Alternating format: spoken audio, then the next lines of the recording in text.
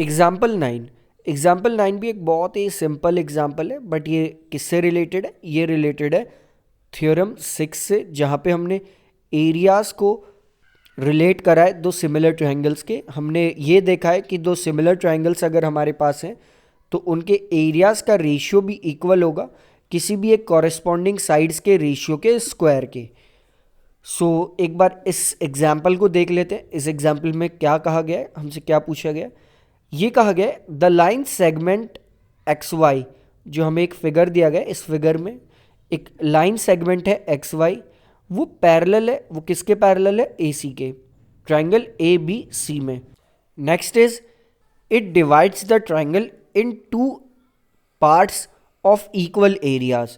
वो उस ट्राइंगल को दो पार्ट्स में डिवाइड कर रहा है और वो दोनों पार्ट्स जो हैं उनका एरिया भी इक्वल है। और यहाँ पे हमें फाइंड क्या करना है? फाइंड करना है ए एक्स अपॉन ए बी का रेशियो। सबसे पहले अगर हम देखें तो हमें ये पता है कि एक्स वाई पैरेलल होगा ए सी के, तो एक तरह से angle B X Y angle A के इक्वल होगा और angle B Y X angle C के इक्वल होगा, क्योंकि ये कॉरेस्पॉन्डिंग एंगल्स हैं।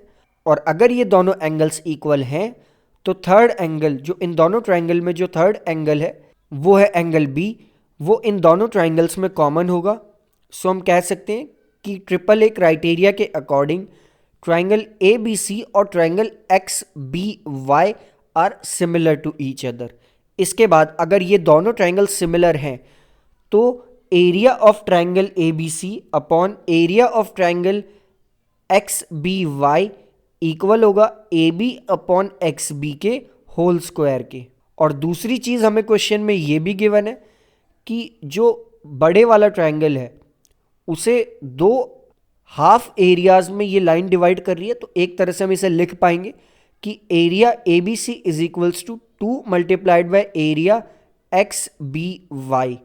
तो यहाँ पे हम ए बी सी की जगह एक्स बी वाई को पुट कर देंगे, तो ये हो जाएगा 2 area X B Y upon area X B Y is equals to A B का अपॉन एक्स बी का होल स्क्वायर।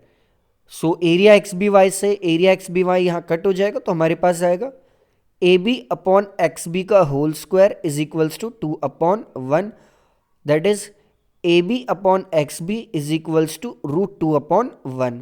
अगर हम इसका रेसिप्रोकल देखें तो उसे हम लिखेंगे X B upon A B is equals to 1 upon √2। Next हम एक चीज़ करेंगे कि हम 1 में से दोनों टर्म्स को सब्ट्रैक्ट कर देंगे, दैट इज कुछ इस तरह से like 1 minus X B upon A B is equals to 1 minus 1 upon √2। तो ये अब भी इक्वल रहेगा क्योंकि इक्वेशन अब भी बैलेंस है, हमने दोनों तरफ 1 पुट कर दिया है। नेक्स्ट स्टेप में हमारे पास आ जाएगा ए बी, जब हम एलसीएम ले लेंगे तो A B minus X B upon A B is equals to √2 minus 1 upon √2। और ए बी में से जब हम एक्स बी को माइनस करेंगे तो हमारे पास आएगा ए एक्स, दैट इज हम इसे लिखेंगे A X upon A B is equals to √2 minus 1 upon √2।